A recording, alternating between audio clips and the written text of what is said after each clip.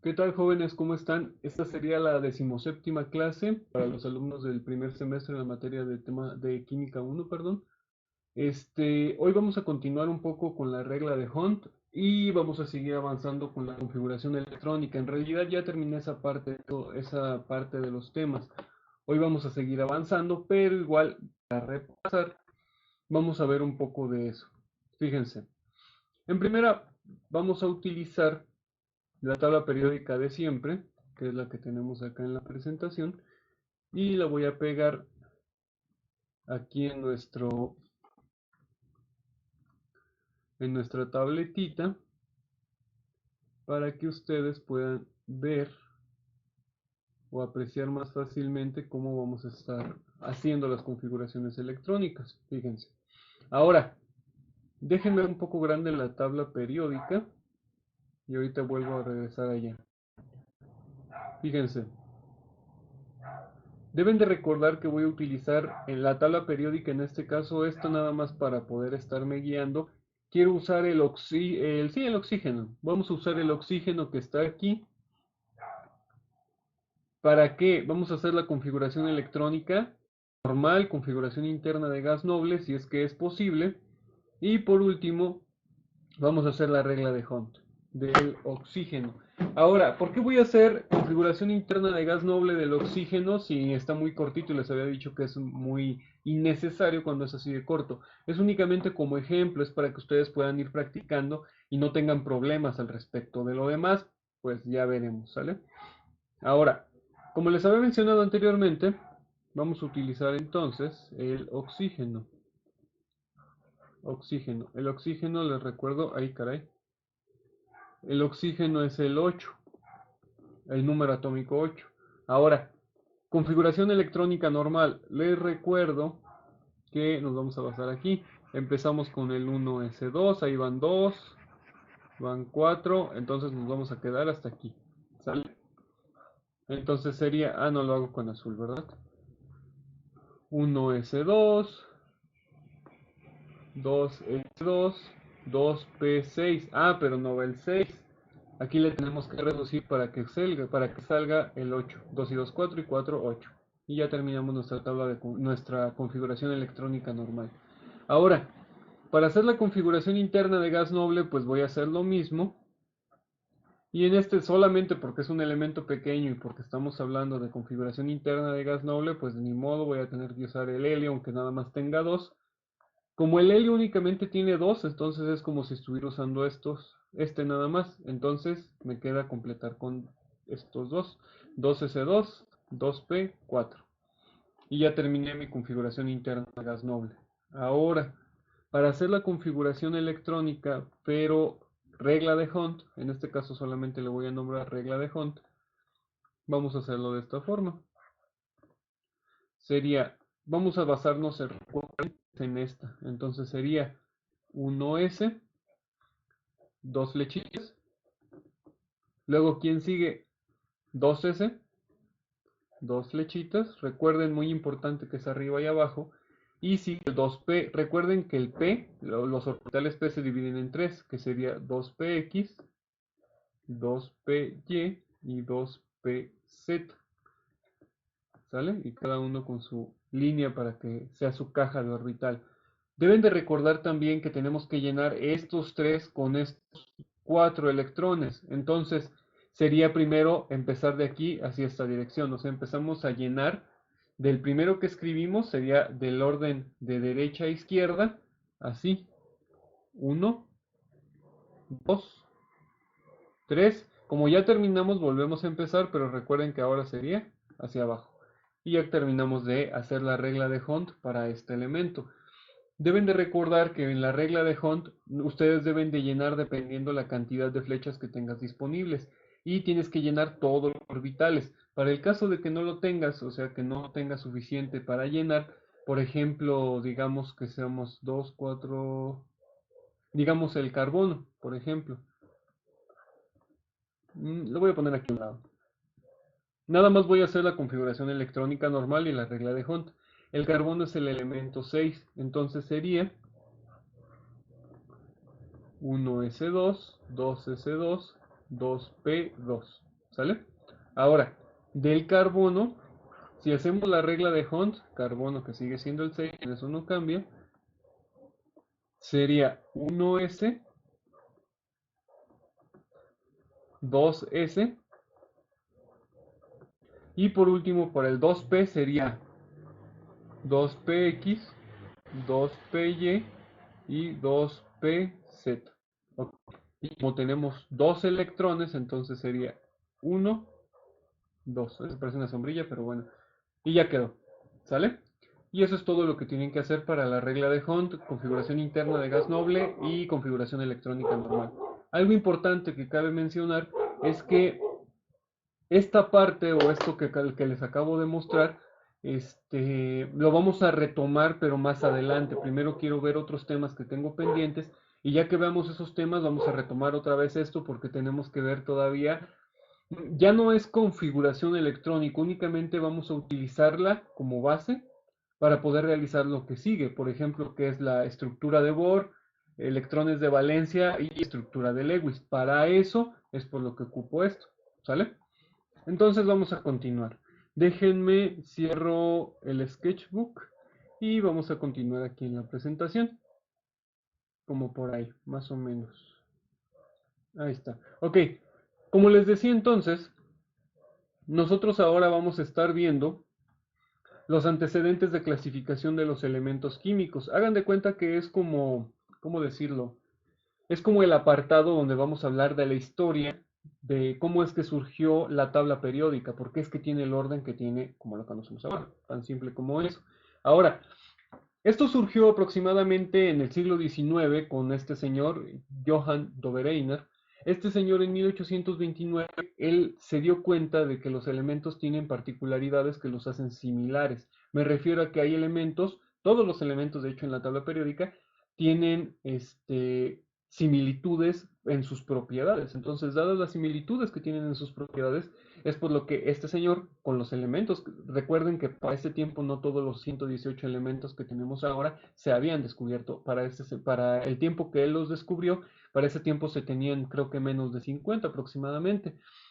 Creo que eran menos de 40 inclusive. Entonces, él se dio cuenta que esos elementos que existían tenían propiedades similares. Entonces, dadas esas propiedades similares, o ese comportamiento químico, como lo que les escribí en la primera parte, pudo clasificarlos. Además de la relación que tienen estos con sus masas atómicas. Para ese tiempo, como ustedes ya les di la definición de masa atómica, ya se conocía ese concepto, ya se manejaba. No era tan preciso, pero existía. Entonces es importante mencionarlo nada más para que la de raro. Entonces, este señor Dobereiner relacionó las masas atómicas, una, y dos, el hecho de qué similitudes tenían esos elementos. Y estas propiedades le dio como la particularidad, digamos, o la definición de ley de las triadas, de tres. Triada es de tres, obviamente. Entonces, esa es como la forma en la que él clasificó a los elementos químicos por triadas. ¿Por qué? Porque él se daba cuenta que, por ejemplo, el litio, el calcio y el cloro tenían similitudes entre esos tres. Esos tres tienen propiedades, digamos, similares.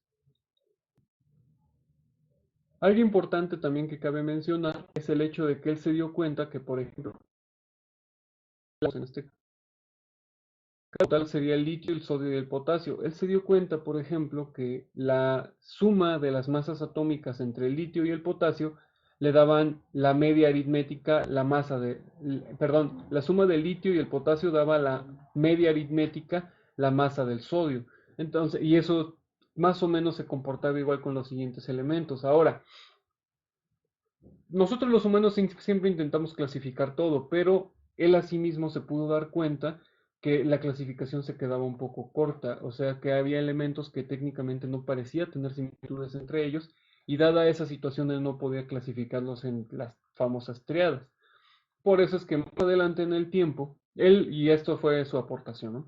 Más adelante en el tiempo, Newlands, este señor, este, en 1865, él utilizó un poco como el apartado que utilizó Weiner y él le dio un poco más de sentido y orden. Él utilizó únicamente la base, por ejemplo, el hecho de las masas atómicas, eso sigue siendo importante, de hecho se los pongo en el segundo renglón. Al orden creciente de sus masas atómicas, él sí lo sigue poniendo de esa forma, pero forma agrupaciones de 7 elementos, formando una ley que él denominó ley de las octavas. Esto se debe a las notas musicales, do, re, mi, fa, sol, la, si, do, y porque otra vez vuelve a empezar, como son 7, y otra vez vuelve a empezar y esa es la 8, por eso ley de las octavas. Si se dan cuenta, los elementos están ordenados del menor, entre comillas, menor a mayor. Entonces, ese orden como tal se supone que esos son 7, por eso son, fíjense desde aquí, 1, 2, 3, 4, 5, 6, 7. Pero entonces, si son 7 elementos, que son agrupaciones de 7 elementos, ¿por qué es que le denominó, perdón, ley de las octavas, que significa 8? Le denominó ley de las octavas por el hecho de la relación que tenía el séptimo número con el primer número de la siguiente octava. Me explico. Fíjense la primera octava. Era la configuración o el orden creciente de las masas atómicas conocidas, que él le ponía como hidrógeno, litio, galio, boro, carbono, nitrógeno y oxígeno. ¿Ok? Y ahí se termina la primera octava. Pero ¿por qué octava si se supone que son 7? Ah, porque el oxígeno tiene una relación muy estrecha porque tiene propiedades similares con el flúor, que es el primer elemento de toda la siguiente línea, o sea, la siguiente columna, este, o pues la siguiente octava, y así sucesivamente. Por eso es que los ordena de la forma de octavas, por el hecho de que el último elemento tiene propiedades similares con el siguiente elemento, y así sucesivamente. ¿Sale? Y así es otra de las aportaciones que hicieron en 1865 por John Newton. Vamos a continuar. Esto, estas aportaciones en realidad son muy interesantes porque les dan a las personas, nos dan una idea de que ellos ya conocían mucho de lo que supuestamente pensaríamos que no se conocía, que son las masas atómicas. A pesar de la limitante tecnológica que estamos hablando para ese tiempo, aún así ellos conocían perfectamente lo que era una masa atómica y cómo aplicarla o intentar explicarla. ¿Sale? Ok, vamos a continuar. Este señor unos años un poco más adelante, de hecho, este señor Lothar Meyer, hizo los aportes casi al mismo tiempo, no, como aproximadamente unos años, 1 o 2 años después que Mendeleev, pero aún así sus aportaciones no se consideran malas, en realidad son extremadamente importantes, solamente que no se le da, ¿cómo decirlo?, la relevancia que se le da a Dmitri Mendeleev por el hecho de que él no se dio cuenta de que iban a haber elementos nuevos por eso, pero ahorita llego a eso, ¿no? Lothar Meyer, él hizo lo mismo que el anterior, que Newlands, ordenó los elementos por un orden creciente de sus masas atómicas. Después de que los ordenó por un orden creciente, presentó una gráfica donde presentó una gráfica donde representaba los volúmenes atómicos de los diferentes elementos. Esa es la tabla que les pongo abajo. Ese es el volumen atómico de los diferentes elementos. Si se dan cuenta, ahí apenas se alcanza a ver. Si ponen la pantalla en grande, se alcanzan a ver ahí los símbolos de los elementos. Se refiere a cuál es su volumen. Más adelante vamos a ver qué es el volumen atómico, pero se refiere al espacio que ocupan por consideración de sus electrones, por cuántos electrones tienen. ¿Sale? Entonces, esa es una de sus aportaciones, el hecho de agrupar los elementos no solamente por el hecho del orden creciente de sus masas atómicas, sino que relacionó sus masas atómicas con el volumen atómico que tienen todos estos dichos elementos. Para ese tiempo se habían descubierto 65 elementos. Él clasificó, perdón, 65 elementos. ¿Sale? Vamos a continuar. Esta es la tabla que presentó Lothar Meyer. Y si se dan cuenta, tiene mucho parecido con lo que hizo Mendeleev. En realidad, lo que sucede es que por el hecho de la agrupación del volumen atómico, es que dio esta clasificación y el orden que están viendo ahora. Y pues ya clasificando esos 65 elementos que les había mencionado anteriormente. En realidad, por eso es que se le da mucha importancia a los descubrimientos que hizo Meyer, porque son muy similares a lo que hizo Mendeleev. Casi a la par lo hicieron. Pero ahora vamos a ver por qué es tan, ¿cómo decirlo?, importante o por qué es que se le da tanta relevancia a las aportaciones que hizo Dmitri Mendeleev para este tiempo. ¿Sale? Ok, Dmitri Mendeleev. En 1869, o por como se dan cuenta, fue como en 1870, 71 lo que hizo Meyer, pero bueno. Mendeleev, en el 1869, él publicó un trabajo que se llama Principios de Química. Ahora, en este libro, o en este documento, él presenta una tabla periódica, bueno, que nada más denominaba tabla, donde él ordena los 63 elementos conocidos, como si se dan cuenta, inclusive menos que Meyer, pero bueno, 63 elementos conocidos hasta el momento, pero esto es lo importante, por eso conocemos a Mendeleev como el padre de la tabla periódica. Son estos tres puntos que son extremadamente importantes. Una, que él ordenó los elementos, igual que todos los anteriores, en una forma creciente de sus masas atómicas. Muy importante. Dos, él los agrupó en filas, esto es de lo más importante. Él agrupó en filas o periodos de distinta longitud, ¿ok? Lo que sucede es que ya vamos a definir más adelante que es un periodo y que es un grupo, pero eso es justamente lo interesante, que él los agrupó en filas o periodos de distinta longitud, o sea, lo que sucede es que las filas son las que están en esta dirección, como si fuera el eje de las X, a eso se refiere, y él los ordenó ahí por diferentes longitudes debido también a las propiedades que tienen los elementos y también por sus masas atómicas. Bueno, ahorita vamos a ver eso. Y por último, que bueno, todavía no acabo, pero igual tengo que mencionarlo, es que asoció dichos elementos a grupos o columnas. Las columnas son los que están así en eje de las Y, con propiedades químicas similares. Justamente por eso es que es tan conocido o es tan importante el trabajo que hizo Mendeleev, por el hecho de la agrupación en grupos. Grupos y periodos. Los periodos son aquellos que están en esta dirección y los grupos los que están en esta dirección. Los grupos son muy importantes porque los elementos que se agrupan, valga la redundancia, son aquellos que tienen propiedades similares, mientras que los periodos se refiere como al orden creciente que tienen de sus masas atómicas. Esa es la importancia que tiene el hecho de las filas y las columnas, periodos y grupos. Por eso es muy importante el trabajo que hizo Mendeleev.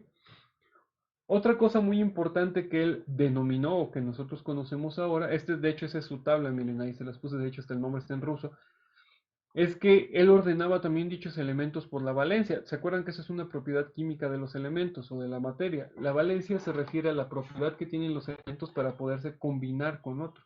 ¿Sale? Él también tomó eso en consideración para el orden de su tabla. Y algo muy importante, creo que esta es la razón por la que conocemos a Dmitri Mendeleev como padre de la tabla periódica, es por el hecho de que haya dejado espacios vacíos en su tabla. O sea, él diseñó una tabla periódica, que es lo que estamos ahí mostrando, y en esta tabla periódica él decidió dejar unos espacios vacíos, diciendo o argumentando que esos espacios vacíos iban a ser ocupados por elementos que aún no eran descubiertos. ¿Por qué? Porque según las propiedades químicas que tienen dichos elementos por sus masas atómicas, número atómico, ahí deben de haber otros elementos los cuales aún no eran descubiertos.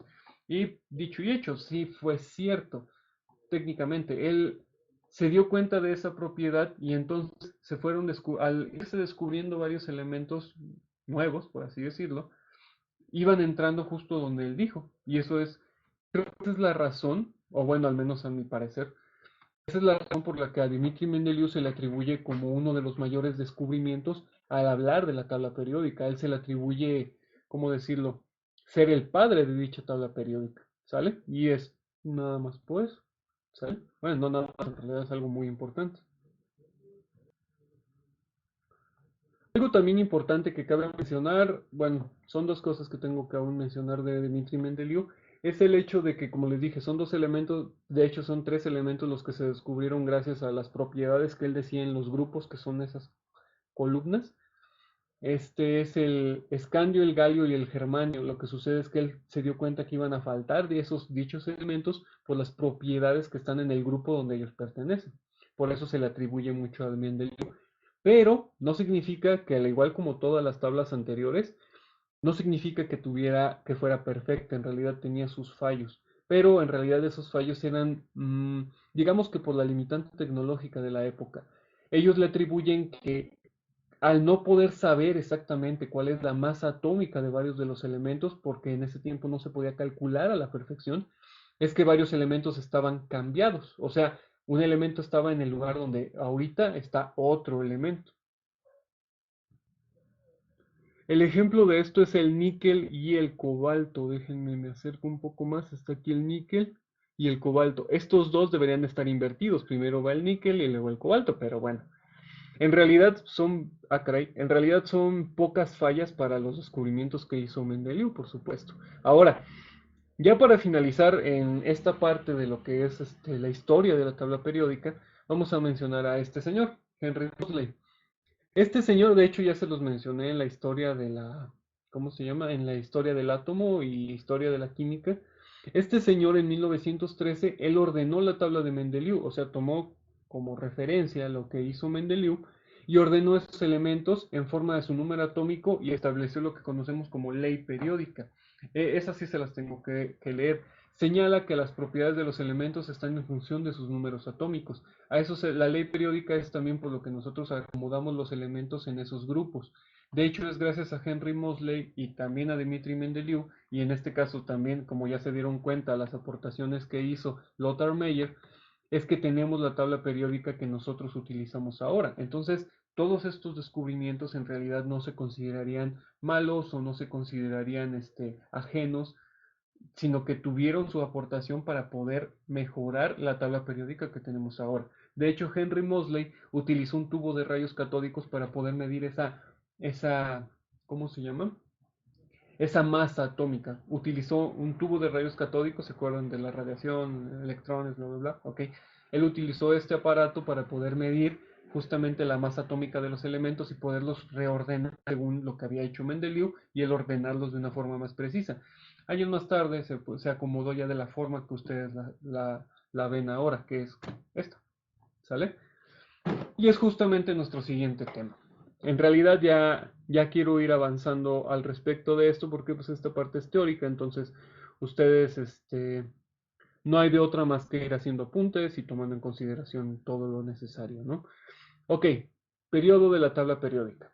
Antes, ya que llegamos a este punto, porque olvidé dar unos avisos parroquiales al iniciar la clase, por favor, mañana viernes voy a dar clase para asesorías para quien necesite. Mañana es el último día. Por favor, todos los que tengan dudas, voy a estar de 9 a 11 de la mañana y en la prepa.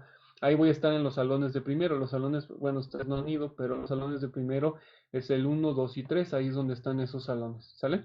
Ahí voy a estar dando las asesorías para quien necesite. Ahí se da una vueltita, con gusto los atendemos, ¿sale? Otra cosa, recuerden la asistencia, recuerden que el registro de asistencia se está llevando aquí. Recuerden, por favor, cumplir con sus trabajos. Les estoy dando hasta 5 días. De hecho, en otra les estaba dando 6 días para que cumplieran con sus obligaciones, sus trabajos. Y algunos no lo hacen que porque se les hace tarde. En realidad, pues yo creo que se les olvida. Así que, por favor, échenle ganas, háganlos pronto y tienen chance de hacerlos. Desde el momento en el que yo subo la clase ya está disponible la tarea y la pueden subir desde ese mismo día. Entonces pueden ver la clase y de volada ponerse a hacer la tarea y de volada subirla y olvidarse de eso para ya seguir con lo demás. ¿Sale? Esa es mi recomendación. Hagan de cuenta que como si fueran a la escuela yo les dejaré una tarea de un día para otro. Entonces, pues hagan algo así. Intenten administrar un poquito más su tiempo para que no se les acumulen todos los trabajos, ¿sale? Porque si no, pues con la pena yo los voy a tenerlos que reprobar desde la comodidad de su casa, porque pues es parte de, ¿sale? Continúo. Periodos de la tabla periódica. Bueno, periodo en este caso, es justamente lo que les estaba platicando hace un momento. Vamos a ver para este punto grupo, periodo y bloque de la tabla periódica.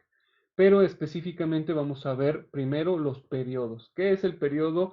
Los periodos son esos números que tenemos en el costado, ya se los había definido.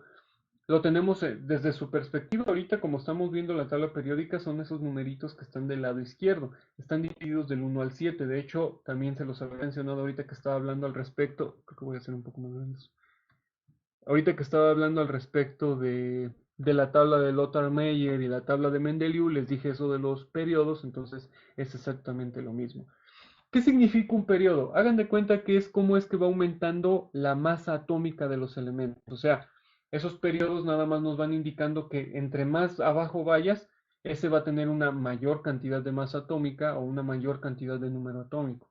Podemos definirlo algo así, muy sencillo. En realidad, pues simplemente ustedes, para que puedan entenderlo, tienen que, ¿cómo decirlo?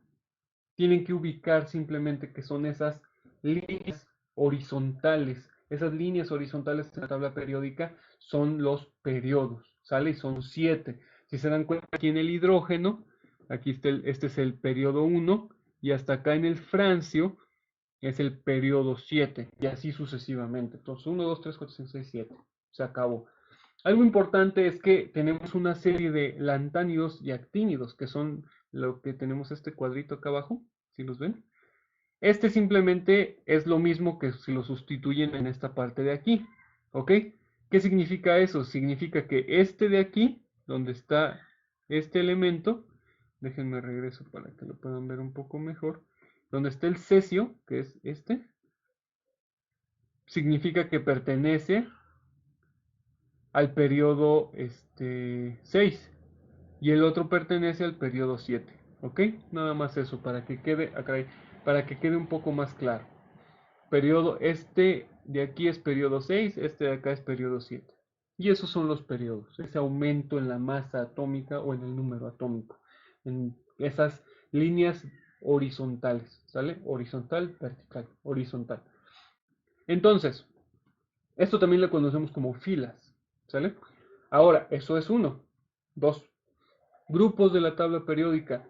Los grupos de la tabla periódica son estos numeritos que están en la parte superior. Ahí dice, miren, grupos.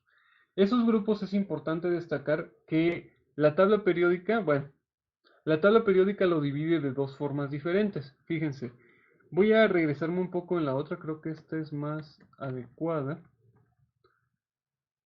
Ah, esa es mi otra tabla. Bueno, igual, ahorita nos regresamos a aquella. Los grupos técnicamente están divididos en 18 grupos, pero en realidad también se pueden definir como si fueran dos grupos principales de 8, ¿cómo se llama? De 8, de 9 cada uno. ¿A qué se refiere? Tenemos el grupo A y el grupo B. El grupo A son todos los que ustedes ven en la parte superior, o sea, déjenme les muestro. El hidrógeno, el berilio, el boro, el carbono, el nitrógeno, el oxígeno, el flúor y el helio, si se dan cuenta, están como en la parte superior de la tabla periódica. Entonces, esos, todo hasta abajo, técnicamente son el grupo A. O sea, todo el grupo 1, que es este, el grupo 1 sería este, el grupo 2 es este. Sería 1A, 2A. Se pasan hasta acá y es el 3A, 4A, 5A, 6A, 7A, 8A, ¿ok? Y el otro son todos los que tenemos aquí en el centro. Y estos grupos que tenemos aquí en el centro, de aquí, del escandio hasta el zinc, esos elementos se consideran los del grupo B. Digamos que los del grupo B también los clasifican como elementos más pesados, porque son la mayoría metales pesados. Nada más para que les quede más o menos claro. ¿Sale? Ok, entonces nosotros tenemos los grupos y tenemos los periodos de los elementos. Ahora, los grupos simplemente es, como ya les había mencionado en las definiciones que hizo Dmitri Mendeleev, que hizo Lothar Meyer, y que hizo también ¿cómo se llama? Humphrey Davy, esperen, digo Henry Moseley, perdón. Lo que ellos se dieron cuenta es que los grupos son propiedades que son similares entre los elementos. Justamente es eso. Solamente para dejar un poco claro, por ejemplo, el grupo 1A se le define como metales alcalinos, esa es la definición que se les da. Algo también importante es que la definición que a veces que se les otorga, por ejemplo, a los elementos del grupo A como tal, se les dice elementos representativos. Se les dice elementos representativos, debe haber buscado en el libro, pero bueno, se les dice elementos representativos y al B también se les conoce como elementos de transición. Entonces, bueno, nada más por mencionar su título, ¿no? Pero en realidad lo que a mí me interesa es que conozcan que cada uno de estos grupos tiene nombres diferentes. Por ejemplo, el grupo 1A se les llama, como dije, metales alcalinos y el grupo B se les llama metales alcalino-térreos, por ejemplo, que es justamente toda la columna.